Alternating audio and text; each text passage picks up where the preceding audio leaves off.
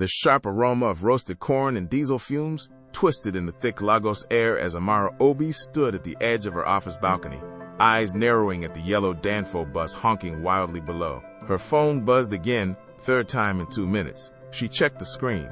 Delivery arrived, confirmed. Relief washed over her face as she turned on her heel, heels clicking against the tiled floor of her Yaba co-working space. Today was not the day for errors. Her startup, WeClothe, had just secured its first investor pitch, and the custom fabric samples were supposed to arrive that morning for the UI designers to model. She'd fought too hard for this weeks of emails, sleepless nights debugging code, and convincing skeptical uncles that an Igbo woman in tech wasn't wasting her bride price. She pushed through the glass doors into the lobby. What greeted her instead of the sleek packages was heat, literal steam, and 3 large trays of steaming jollof rice. Her brows pinched. "Excuse me," she called to the security guard, who was already leaning over the trays and hailing the scent. "What is this? This is not mine." The guard shrugged, a sheepish grin splitting his face. "Madam, they said it's your name on for the delivery package." He pointed to the handwritten label taped to one of the foil trays. "To Amara Obi, WeCloth Tech Hub, 4th floor." Amara squatted slightly to examine it, flipping through the receipt stuck on top. "This is from Farouk's Firepot Fusion?" She blinked. "Who the hell is Farouk?" She sighed, pulled out her phone, and dialed the number on the slip. It rang twice before a voice picked up low, smooth, with a gentle hint of northern cadence. "Hello, this is Farouk. If it's about the suya tray, I swear it wasn't me that added the extra pepper." Amara blinked. "What? No, wait, what? This is Amara Obi, and you just delivered jollof rice to my tech office instead of fabric samples." There was a pause. "Tech? Office?" Farouk sounded genuinely confused. "Wait, number 4, Yaba Tech Hub? That was supposed to be for Madame Abike's naming ceremony. Do I sound like a Madame Abike to you?" Amar snapped, pacing in tight circles. "Do you know how much today was supposed to matter?" Farouk chuckled softly. And it wasn't mocking. It was the kind that diffused tension. "Lagos darn play me today. I go fix Amma Beg. Please give me 15 minutes. 15 minutes turned to 25. By the time Farouk arrived at the tech hub lobby, Amara was seated on a stool beside the rice trays, arms folded tightly, laptop perched on her knees, typing furiously with one hand while stabbing a WhatsApp voice note with the other. He entered like a gust of warm air smelling faintly of spices and motorcycle exhaust. "You must be Miss Amara," he said, voice lighter now, amused but respectful. He was holding a new parcel in both hands, her parcel. "I bring peace offering and correct delivery this time." She eyed him skeptically. "You work for a food company but deliver fabric now too?" He laughed, the sound soft and lilting. "I do deliveries for whoever pays. Food, fabric, once even a live chicken to Lekki." He tilted his head. "And I studied urban planning, if that helps my credibility." Mara blinked. "Wait, what?" "Master's degree," he said with a shrug. "Unilag. But Jollof pays the bills faster than blueprints these days." Mara's face softened slightly despite herself. "Urban planning, huh? So why are you here?" Farouk's smile dipped briefly, just enough to show a flicker of something deeper. "Let's just say I'm trying to fund the future. One tray of rice at a time." For a moment, neither spoke. Outside, a horn blared. Inside, the faint hum of servers and generators whispered through the walls. Lagos, impatient and alive, pulsed around them. Amara reached for the package. Their fingers brushed. She pulled her hand back quickly. "Thanks," she murmured. "Next time, just don't feed my designers by mistake. They haven't stopped talking about the rice." Farouk grinned. "I can't promise that. But I'll deliver better fabric next time." The following morning, Amara was determined to put the delivery fiasco behind her. She had back-to-back investor calls and a mock UI presentation to prep. With her earbuds in and phone angled toward a well-lit wall for optimal framing, she rehearsed her pitch aloud while pacing her minimalist living room in Lekki. Welcome to WeCloth, where culture meets code. Our app empowers local fabric makers. Her stomach growled mid-sentence, and she paused the recording with a groan. There was a knock on the door. She frowned. Who's delivering anything this early? Opening the door, she was hit again with that unmistakable scent jollof rice, smoky and sweet. 2 piping hot trays sat at her doorstep, this time labeled to Miss Amara Obi, Lekki Phase 1, Building 14. Her jaw dropped. You have got to be kidding me. She didn't call this time. She messaged instead. You again? You trying to convert me to jollof for breakfast life? A reply pinged almost immediately. I swear I double-checked this one. Blame dispatch. Or fate. Or your good taste. Then another message. You free for 10 minutes? I'm 2 streets away. Can correct it in person. Or you could try the jollof and admit destiny tastes like firewood and tomatoes. Amara's finger hovered over her screen. Normally she wouldn't have. But today had a different beat. Maybe it was the loneliness sitting heavy in her chest, or the tiny smile she was trying not to acknowledge tugging at the corner of her lips. 10 minutes later, Farouk was leaning casually against the gate, brown satchel slung over his shoulder, motorcycle helmet dangling from his hand. Round 2, he said, raising his eyebrows. Do I get fired or fed? I should report you to Dispatch HQ, Amara teased, arms crossed. Farouk nodded solemnly. And risk never tasting my rice again? A dangerous path. He was disarming, she realized. Not just with words, but with the way he looked at her, like she was something interesting, not something to impress or decode. She stepped aside. Fine, 10 minutes. And you're eating with me, because I'm not wasting this twice. His smile widened. Deal.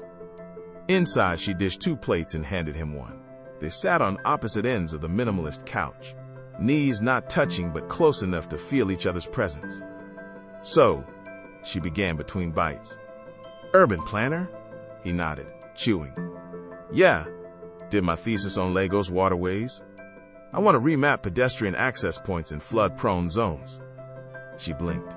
And you're selling rice instead? Rent, he replied. And my sister's school fees. And because every mapping contract I applied for either ghosted me or wanted me to intern for exposure. So for now, firewood jollof it is. She was quiet for a second, watching the way his eyes didn't flinch at the honesty. My ex, she said slowly, he once told me I was wasting my ambition trying to empower tailors. Said I should think bigger. Farouk looked up. And what did you say? Amara chuckled, but it was bitter. I didn't say anything. I stayed for 2 more years. Farouk leaned back, wiped his hands with a napkin. Maybe you're the only one thinking big enough. They sat like that, still, with the city noise just outside, the taste of firewood and pepper on their tongues, and something unnamed brewing in the air between them. 10 minutes turned to 30. I should go, Farouk said eventually, rising. Before you start charging rent. She walked him to the door.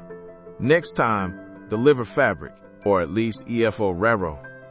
He grinned. Next time, maybe you order it. The door closed softly behind him.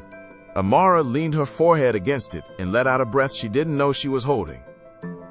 Her phone buzzed again. Messages, deadlines, the noise of her other life returning.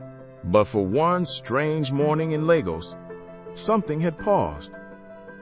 Or begun.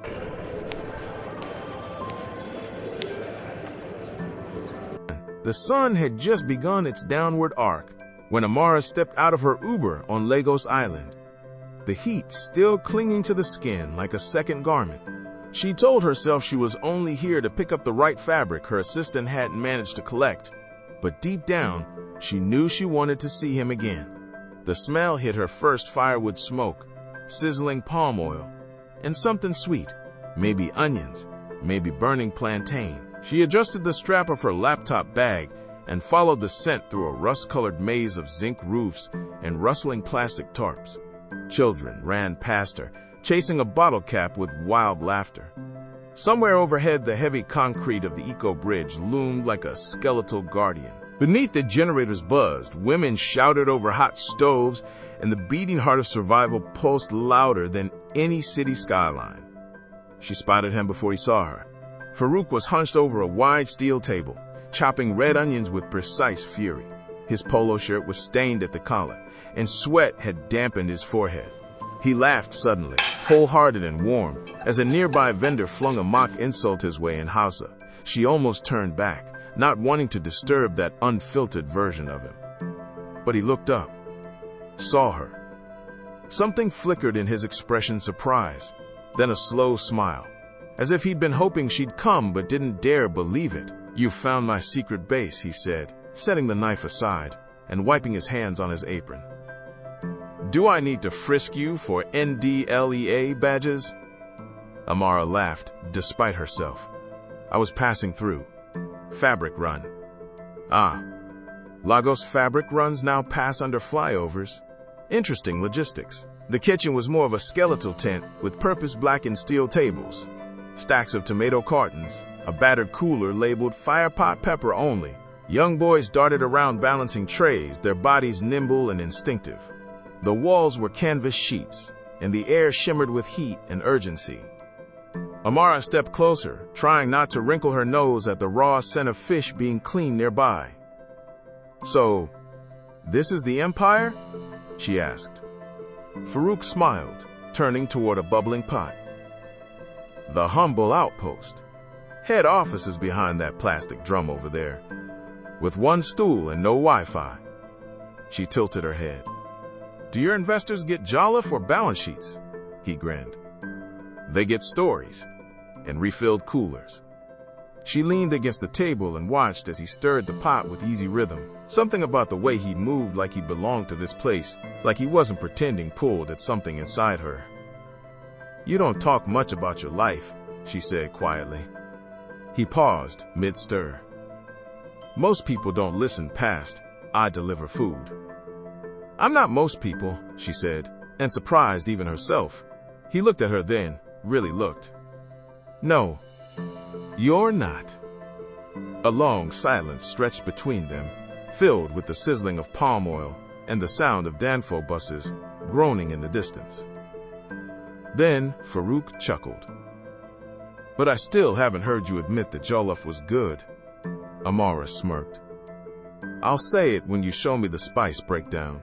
No trade secrets, no compliments." Farouk raised his spoon in mock defense. "Ah, tech people, always wanting source code." The air under the bridge had grown thicker, darker. A generator somewhere nearby coughed and sputtered, then died with a low whine. For a moment, everything held still. The sudden quiet made Amara more aware of the rhythm in her chest. Farouk glanced at her. "You okay? You look like Lagos just whispered a secret in your ear." She let out a soft laugh. "It did, and it smells like roasted pepper." He stepped closer, not invading her space, just near enough that she felt the edge of warmth he carried. "You seem lighter today." Mara looked away. Maybe. Or maybe the noise drowned out the usual thoughts. "What kind of thoughts?" She hesitated. "Then, that I built something no one in my family understands. That I might fail in front of the very people who said I couldn't succeed." Farouk was quiet for a second, then said, "You know what I think?" She turned to face him.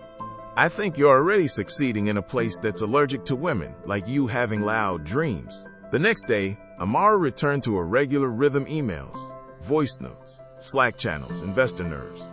But Lagos had other plans. Rain fell hard and sudden, drowning the narrow streets like a broken faucet. Her ride canceled. The power flickered. She was left on a cracked sidewalk near Balagan, struggling to shield her laptop bag with her blazer as brown floodwater lapped around her ankles. She pulled out her phone and cursed. No signal. A low rumble approached, a familiar one. She turned, and there he was. Farouk, astride a black Okada bike, helmet in one hand, rain cascading off his shoulders like a movie scene brought to life. His eyes, those laughing, quiet eyes, locked onto hers through the sheets of water. "Need a ride, tech queen?" Amara stared at him, soaking wet, her curls clinging to her forehead beneath her scarf. "Are you serious?" "Completely. The only Uber you're getting right now floats." He handed her the helmet. "Come on." She hesitated, fingers brushing the cool plastic of the helmet. If I die on this thing, I'll personally haunt the afterlife with Jolliffe. That made her laugh. A full, surprised laugh that cracked something open inside her. She climbed on. The engine growled. The city disappeared behind water and blur. Her arms wrapped around him slowly, cautiously at first, but then tighter, steadying herself as the Okada surged forward. Farouk leaned into the wind. "Hold on, Amara. Lagos is a wild ride," she whispered. "Maybe that's what I need."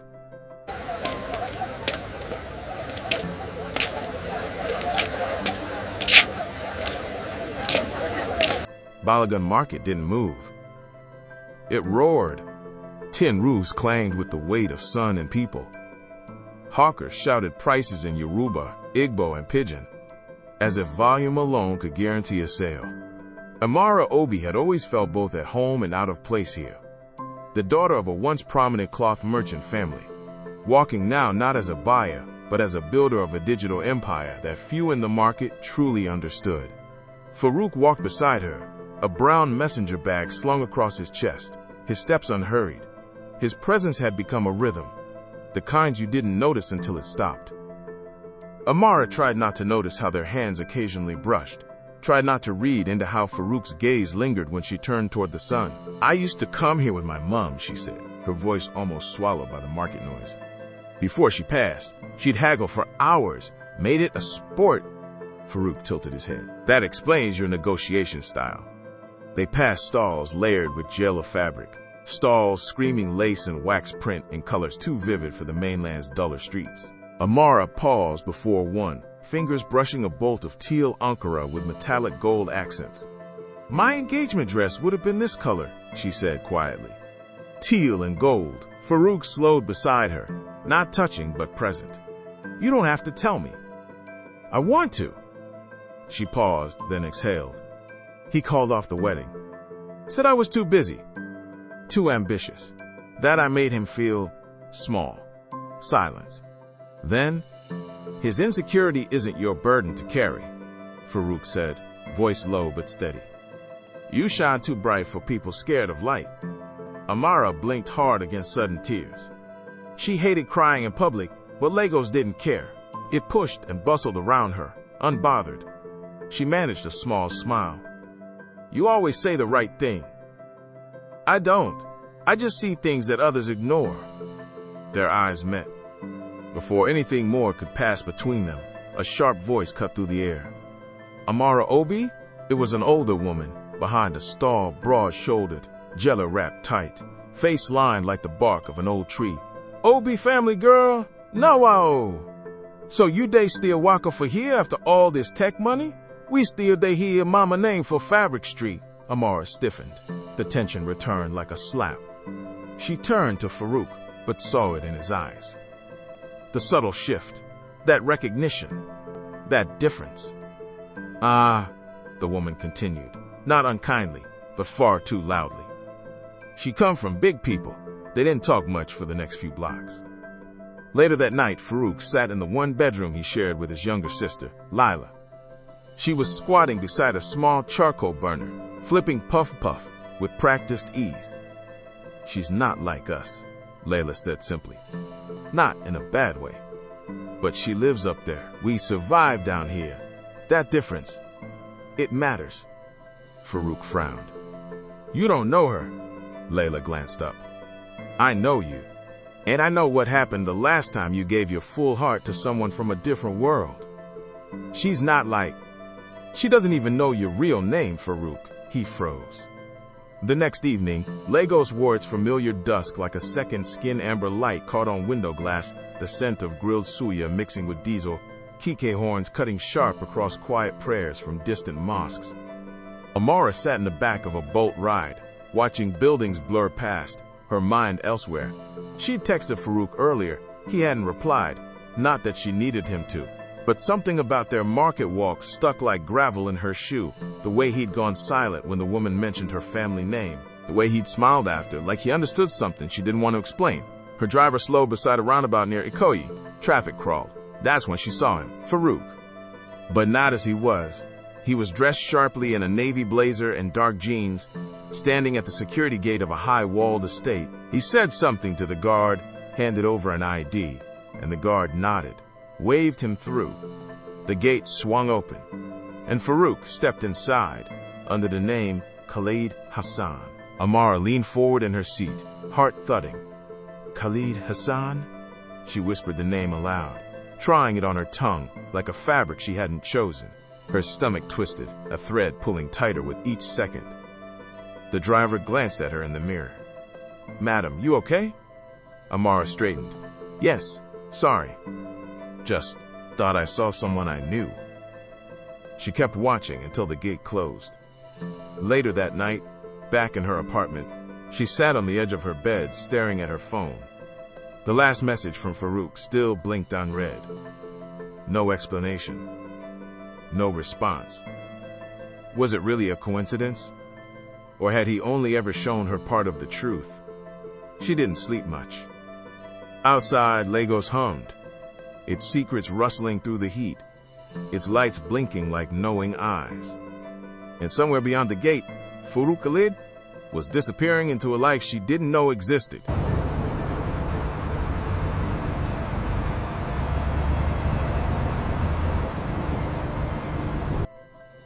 The rooftop of Chevron Towers glittered like a glass shrine to ambition.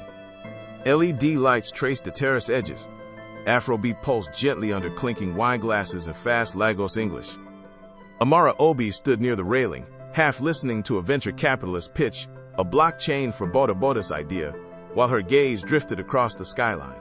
The scent of jasmine, champagne, and ego lingered in the air. Her Ankara-trimmed jumpsuit hugged her like armor-bold navy and mustard tones catching flashes of light. But inside she was twisted tight. The memory of Farouk Khalid walking through that Ikoyi estate gate hadn't left her. He still hadn't called back. She sipped her drink. Her eyes burned.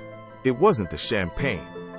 "You still hold your glass the same way," said a voice behind her, smooth, familiar, uninvited. Amara turned, and there he was, Femi Adebayo, the man who'd once promised her forever and left her holding the pieces. "Femi," she said flatly, "you're not on the speaker list." He chuckled.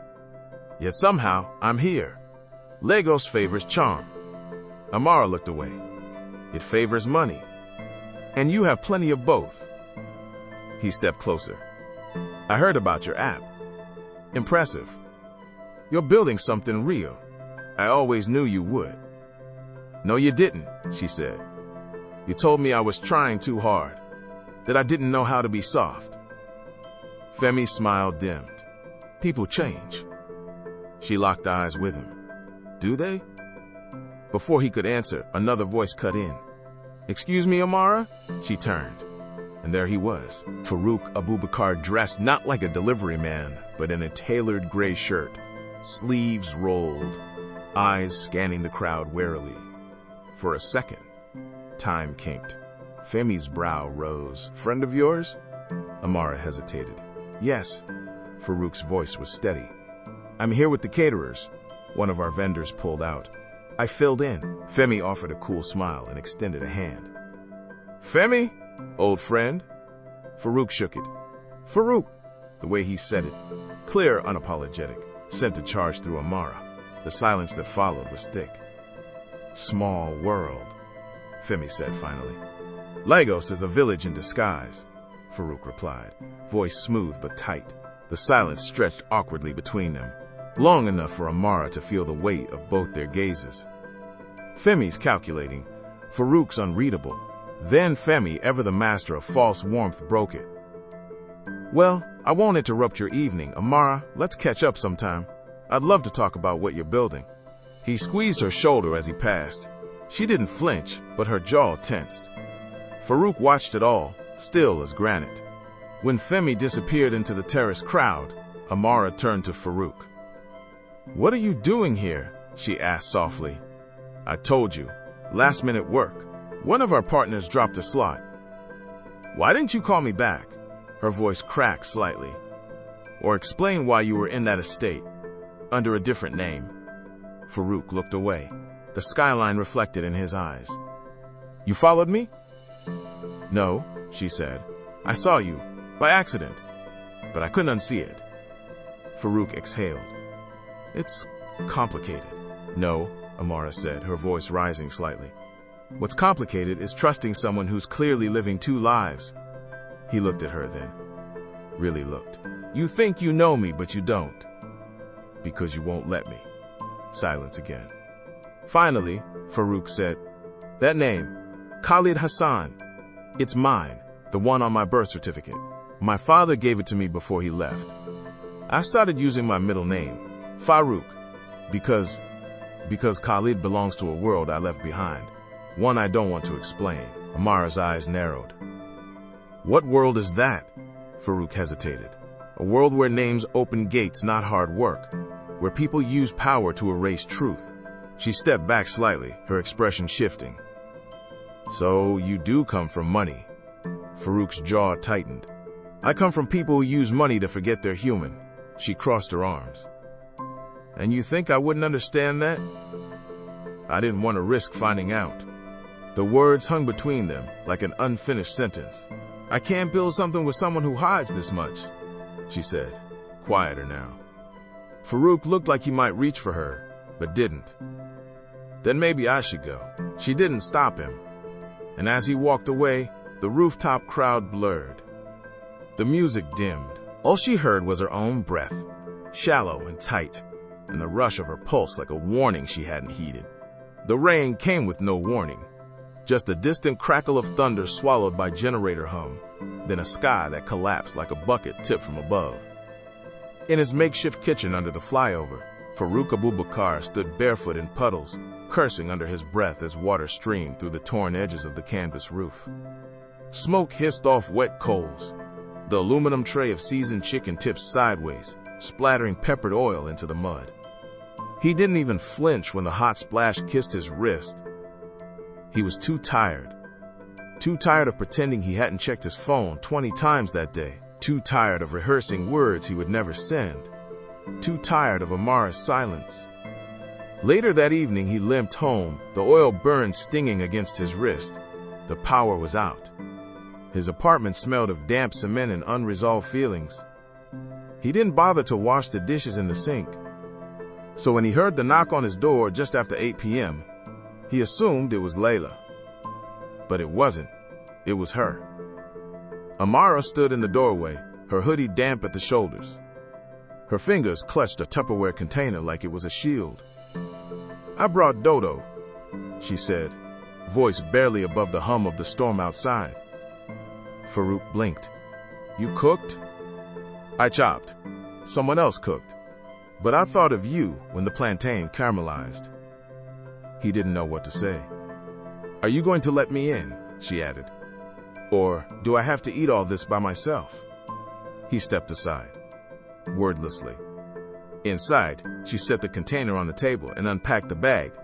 2 tins of sardines, a small pack of rice, palm oil, onions, Maggi cubes, and ginger root. She glanced at the burn on his wrist. "You didn't even bandage it?" "It's fine." She walked past him into the kitchenette and opened the cupboard without asking. "You don't even have a first aid kit. What kind of chef are you?" He leaned against the wall, watching her move. One with unresolved priorities. She turned. Their eyes met. "I was angry," she said. "Still am. But I didn't want to go another night wondering what we were doing." Farouk swallowed. "Neither did I." She pulled out a pot, filled it with rice, and set it on the gas burner. "I wasn't asking for perfection," she said, without looking at him. "Just the truth. Even if it's messy." Farouk stepped closer. The hurt in his voice was quiet, but deep. "The truth is, I didn't know how to show you who I was without losing how you looked at me." She stirred the pot gently. "And I didn't want to admit how much it hurt when you disappeared." The apartment smelled of boiling starch, oil, and unspoken apologies. They sat down, knees not touching, forks scraping slowly against plastic plates. Farouk took a bite of the dodo. You didn't burn it, Amara smiled faintly. Small miracle. They ate in silence, except for the soft tap of rain against the window glass and the occasional clink of fork against plate, the kind of silence that holds space rather than threatens to collapse it. Farouk leaned back and rubbed his eyes. When I was 10, my father took me to Abuja. Said I needed to see how men operate. He left me in a gated compound with strangers and didn't come back for 4 days. Amara looked at him, plate forgotten in her lap. That was when I learned silence was easier than asking why, he continued. Every time I tried to explain how I grew up, people looked at me like I was bragging or broken. You're not either, she said gently. He chuckled, low. Tell that to the voice in my head that says if I fall, no one catches me. Amara set her plate down. You never asked me what happened with my dad, she said. Farouk waited. He stopped speaking to me after Mama died, Amara said, like grief stole his words. Or maybe I reminded him too much of her. For years I thought it was my fault, that I wasn't enough to bring him back. Farouk's face shifted, just a flicker, but it was full of knowing.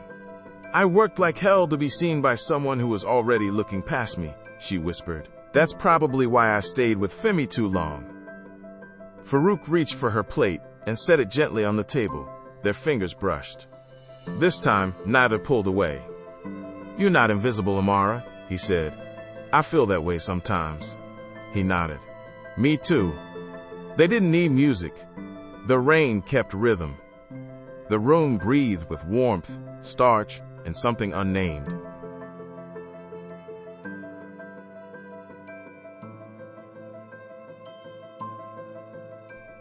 The rain came harder than any forecast dared predict.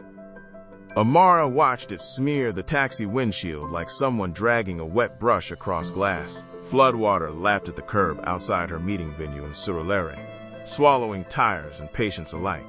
She tapped her phone. No signal. Bolt canceled. Uber? No cars. She was alone. Until she wasn't. A familiar buzz came next.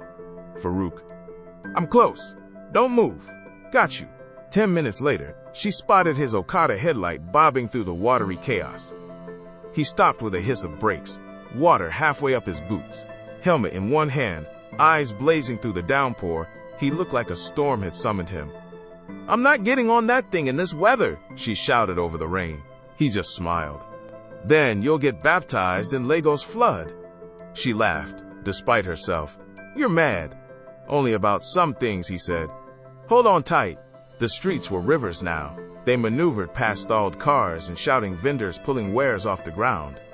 Amara clung to Farouk's back, her breath warm against his neck. The city roared around them, a chorus of rushing water, honking horns, and rain like iron pins on tin. After 20 minutes, Farouk pulled under an arched doorway, dismounted, and helped her down. Where are we? She asked, soaked and shivering. He looked up at the rusted sign, barely visible in the dark. It used to be a church, Anglican. My grandma brought me here once. I figured, shelter. They pushed open the heavy doors. Inside, dust and silence met them. The pews were splintered, but the stained glass still shimmered faintly from outside light. Rain drummed the roof like an ancestral heartbeat. I didn't think you were the church type, she said. I'm not. But I believe in places that remember. They sat side by side on a dry stretch of pew. So, Amara began, you remember your grandmother? She raised me when my father disappeared. I didn't ask why until I was too old to ask it kindly. She glanced at him. You're kinder than you think.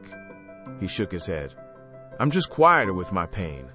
Amara pulled her scarf loose, letting her soaked locks fall around her shoulders.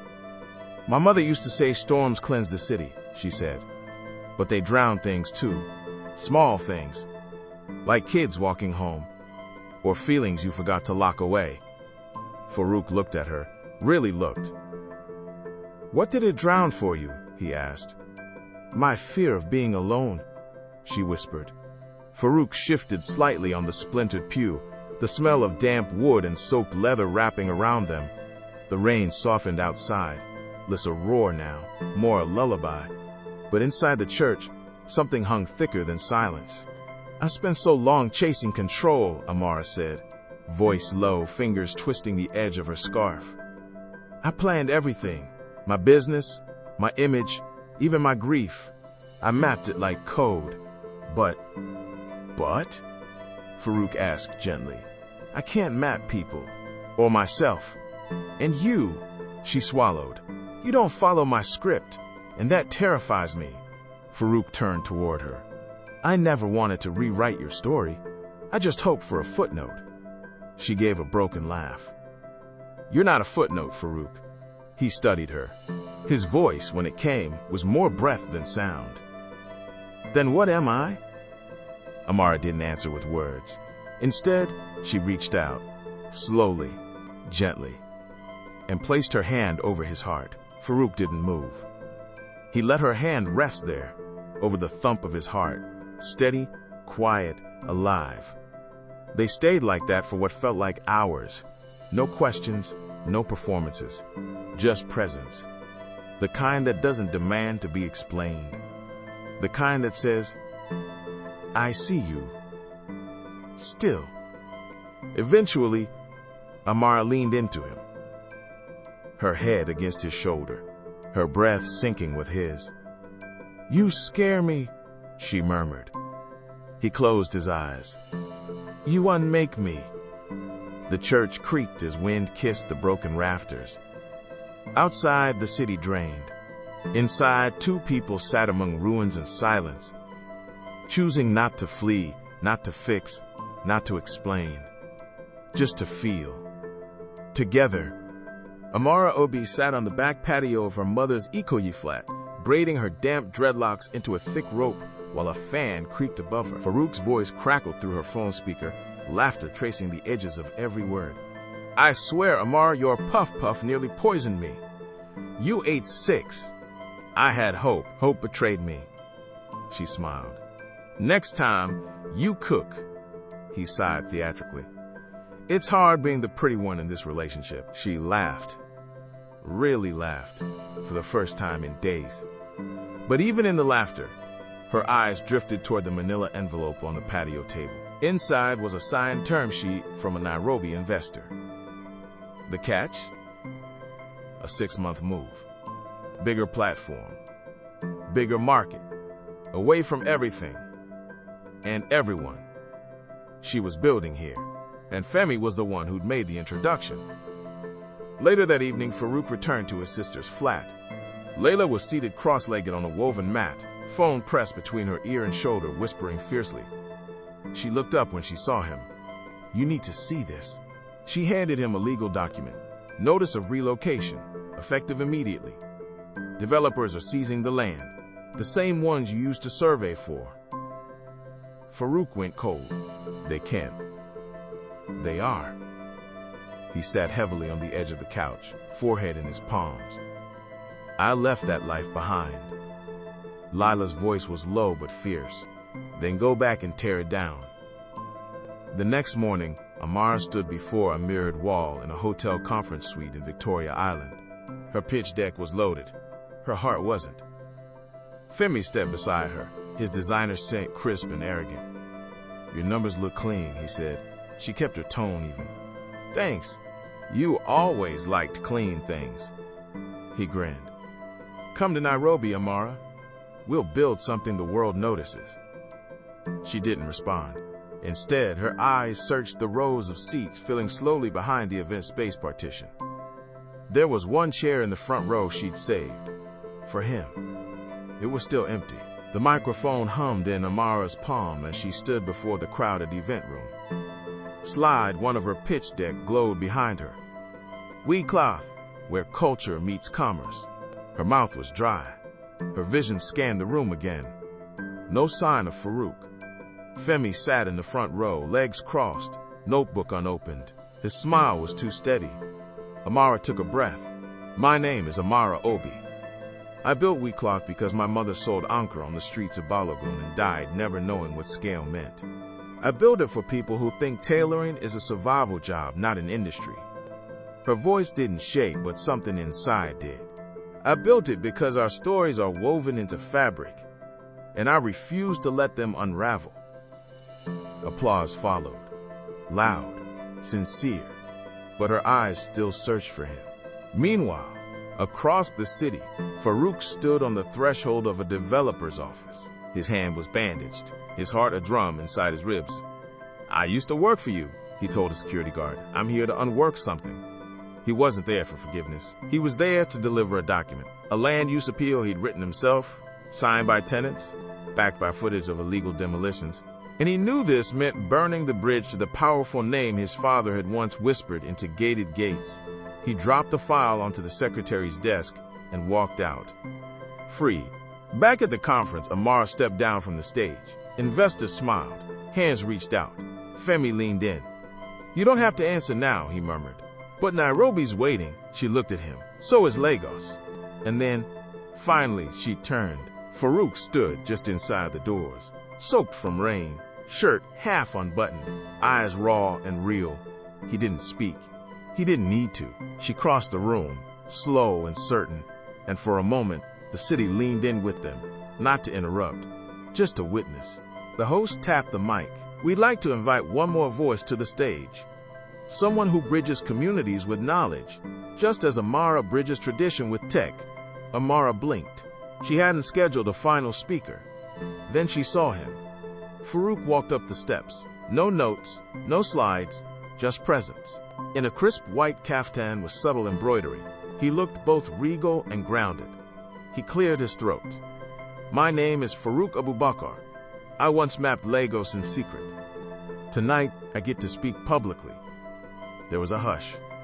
Then silence. "I spent my life pretending I had to choose between names, between dignity and desire, between family and the future. But I've learned something." He looked at Amara. "You can love your people and still love someone different. You can serve a city and still be part of someone's home." The crowd erupted into applause, not because he was eloquent, but because he was true. Afterward, Amara stood near a hanging display of patchwork fabric portraits stitched from donated family cloth. Farouk walked up slowly. "That was unexpected," she said. "Not as unexpected as you choosing to stay." She smiled. "I didn't stay for you." "I know," he said. "That's why I came." They didn't kiss. They didn't need to. He reached for her hand, and she let him take it. As the sun dipped behind the square, a breeze lifted the banners overhead. Lagos didn't pause. It never did. But for one moment, it breathed. And in that breath, love stood still.